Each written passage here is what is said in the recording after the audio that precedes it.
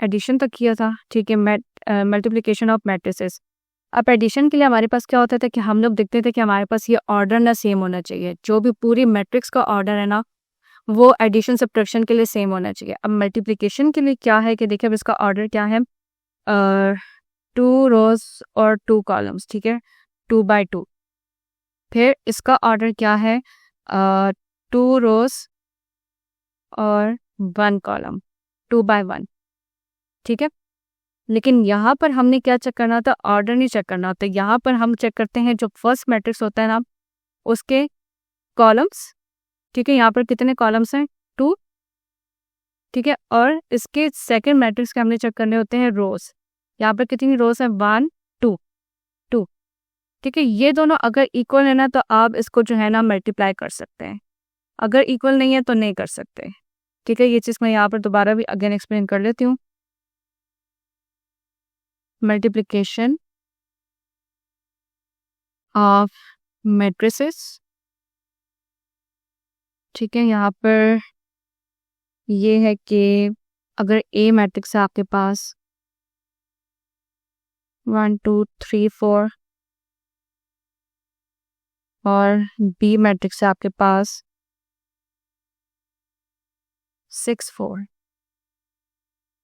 और आपको चेक करना है कि यहाँ पर A B means A multiplication B, ठीक है। ए मल्टीप्लिकेशन बी को हम इस तरह भी लिख सकते हैं ए बी, बीच में मल्टीप्लिकेशन ही हो रही है। अगर आपको यहाँ पर ये चीज़ चेक करनी है तो पहले यहाँ पर ऑर्डर चेक करेंगे हम, ठीक है। ऑर्डर क्या है, 2 रोज, फिर बाय कॉलम्स 1 2 2 कॉलम्स, ठीक है, ये इसका है। फिर यहाँ पर इसका ऑर्डर क्या है हमारे पास, 1 to 2 रोज और 1 कॉलम। फिर हमने यहाँ पर मल्टीप्लिकेशन के लिए चेक करना होता है कि जो फर्स्ट आपके पास अगर हमने ए बी चेक करना है, ठीक है, तो फर्स्ट वाले मैट्रिक्स के कॉलम्स और दूसरे वाले के रोज वो इक्वल होने चाहिए, ठीक है। Number of columns in A और यहाँ पर number of rows in B.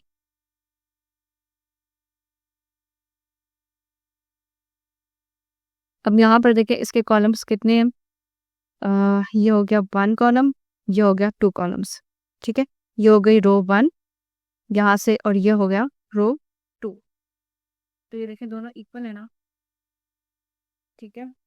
और सबसे इम्पोर्टेंट बात, हमने इस चैप्टर के ग्रैंड टेस्ट का जो प्रैक्टिस टेस्ट है उसका लिंक हमने डिस्क्रिप्शन में डाल दिया है। आप डिस्क्रिप्शन में जाकर ये ऊपर पहला लिंक है प्रैक्टिस ग्रैंड टेस्ट को, यहाँ पे जाएं और सॉल्व करें और प्रैक्टिस करें। यहाँ से आपने अगर प्रैक्टिस कर ली, आपके एग्जाम्स के अंदर एमसीक्यूज के अंदर 100% मार्क्स गारंटेड है। उसके अलावा अगर आपको हमारे फ्री नोट्स चाहिए, lecture, guest papers, model papers चाहिए, तो इस पहली वाली लिंक पे क्लिक करके आप हमारे चैनल को ज्वाइन हो जाए और दूसरी वाली लिंक को क्लिक करके आप हमारा व्हाट्सएप ग्रुप है इंपॉर्टेंट प्रीमियम, उसको ज्वाइन हो जाएं, ठीक है। अगर आपको ट्यूशंस वगैरह के अंदर एनरोल होना है, कोई डाउट है, तो ये हमारा व्हाट्सएप नंबर, इस पर क्लिक करेंगे आप डायरेक्ट व्हाट्सएप पे चले जाएंगे और तमाम बुक्स के पीडीएफ इस वाले यहाँ पर आखिरी वाले आपके पास गिवन है। आप यहाँ से कोई भी बुक उठा सकते हैं, आपकी जो मर्जी चाहे, सारी की सारी क्लासेस का। इसके साथ साथ आपसे रिक्वेस्ट है आप चैनल को सब्सक्राइब और वीडियो को लाइक भी करते हैं।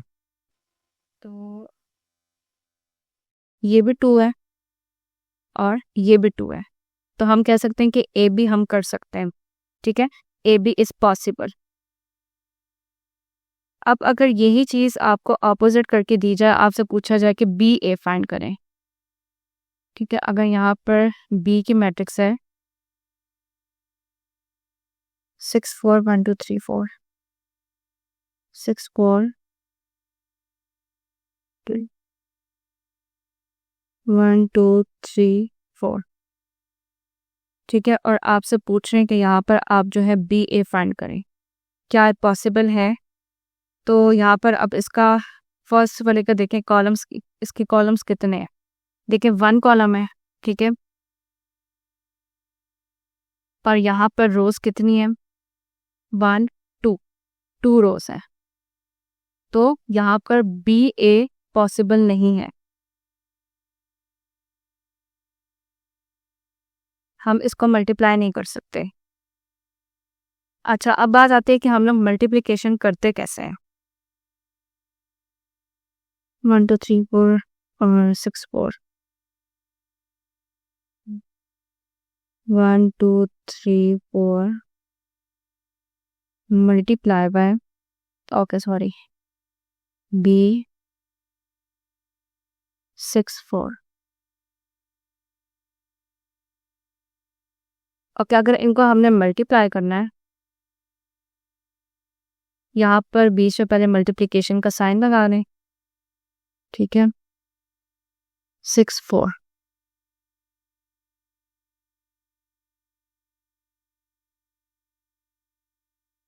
अब मल्टीप्लाई करने का क्या तरीका है कि आपने करना है फर्स्ट रो फर्स्ट कॉलम ठीक है first row by first column ठीक है ये आपका रूल है मल्टीप्लिकेशन का ठीक है first row by first column मतलब कि फर्स्ट एलिमेंट फर्स्ट रो का फर्स्ट एलिमेंट फर्स्ट कॉलम के फर्स्ट एलिमेंट के साथ ठीक है तो यहाँ पर क्या एलिमेंट है 1 और यहाँ पर क्या है 6 तो 1 मल्टीप्लाई बाय 6 ठीक है फिर प्लस यहाँ पर सेकंड एलिमेंट तो 2 मल्टीप्लाई बाय 4 यहाँ पर ख़त्म फिर आ जाता है second row by second column ठीक है second row by second column तो सेकंड रो का फर्स्ट एलिमेंट और यहाँ का फर्स्ट एलिमेंट तो 3 multiply by 6 plus second row का सेकंड एलिमेंट और यहाँ पर फर्स्ट कॉलम का सेकंड एलिमेंट तो यहाँ पर हो जाएगा 4 मल्टीप्लाई बाय 4 ठीक है फिर आगे इसको सिंपल सॉल्व कर रहे हैं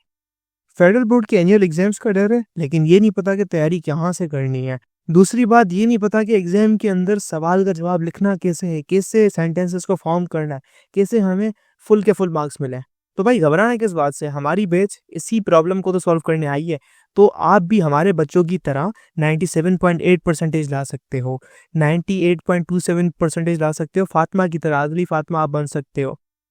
आप 505 मार्क्स ले सकते हो आउट ऑफ 520 अच्छा जी कैसे हम आपको सिखाते हैं कि एग्जाम के अंदर लिखना कैसे होता है ग्रेड टेस्ट प्रोवाइड करते हैं देखिए जी हमारे पास है पाकिस्तान की one of the best faculty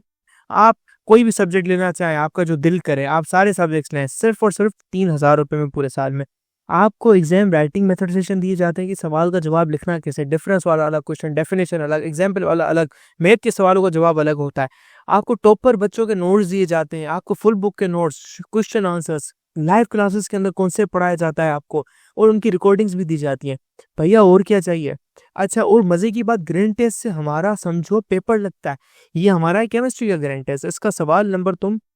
note करो ये तो भैया इस ग्रैंड टेस्ट में से आपके 3 सवाल लगे हैं क्लास 9 के केमिस्ट्री के पेपर में इस साल जो नए सिलेबस से हुआ था 2025 के अंदर ग्रेड 9 का तो इतने इंपॉर्टेंट हमारे ग्रैंड टेस्ट होते हैं सारे आपको दिए जाते हैं तो भैया देर किस बात की इस नंबर पे कांटेक्ट करें और अभी रजिस्टर करवाएं 1 6 are 6 plus 2 4s are 8 3 6 are 18 plus 4 4s are 16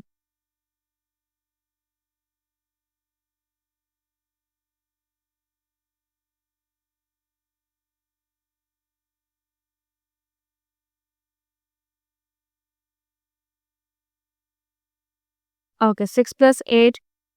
14 और यहाँ से 34 ओके यहाँ पर भी थोड़ा सा देख लेते हैं 5 multiply by 6 then 3 multiply bye 4 okay यही चीज़ है ए बी को बताया है और बी ए को बताया है फिर यहाँ पर हमारे पास अब देखें ये वाले एग्जांपल्स यहीं से देख लेते हैं क्योंकि एक्सरसाइज में से रिलेटेड पूरा क्वेश्चन है काफ़ी सारे पार्ट्स हैं ओके यहाँ पर इन्होंने क्या कहा है हमसे पूछा हुआ है कि क्या ये पॉसिबल है इनकी मल्टीप्लिकेशन हमने सिर्फ ये शो करनी है ठीक है तो यहाँ पर अब कॉलम्स देखें ए के कॉलम्स कितने हैं 1 ठीक है और बी की रोज कितनी है 2 तो ये दोनों इक्वल नहीं है तो यहाँ पे हमने कह दिया कि A B is not possible ठीक है फिर यहाँ पर मेंशन है कि इसकी भी इसी तरह है कि ए इक्वल्स ओके यहाँ पर ट्रांसपोज ले लिया ठीक है ई 6t ट्रांसपोज गिवन था तो पहले यहाँ पर ई का ट्रांसपोज लिया अब हमने इसको चेक करना है कि ये दोनों इसकी मल्टीप्लिकेशन पॉसिबल है कि नहीं है ठीक है तो अगर यहाँ पर ई को देखा जाए तो ई में कितने थे हमारे पास कॉलम 1 कॉलम था और यहाँ पर रोज कितनी थी 1 2 2। अगर ई ट्रांसपोज के साथ चेक किया जाए तो यहाँ पर कॉलम्स कितने हैं 1 2 और यहाँ पर 2। तो अगर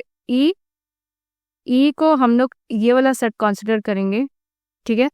तो इन दोनों की फिर मल्टीप्लिकेशन पॉसिबल है।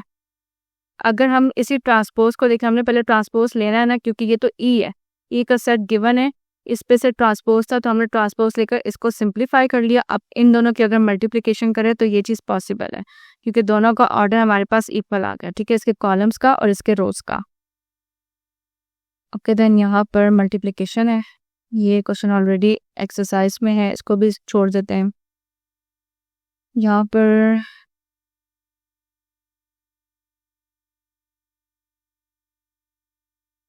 A B equals to B A. Okay, वहाँ पर जिस तरह हमारे पास था ना कम्यूटेटिव में कि ए प्लस बी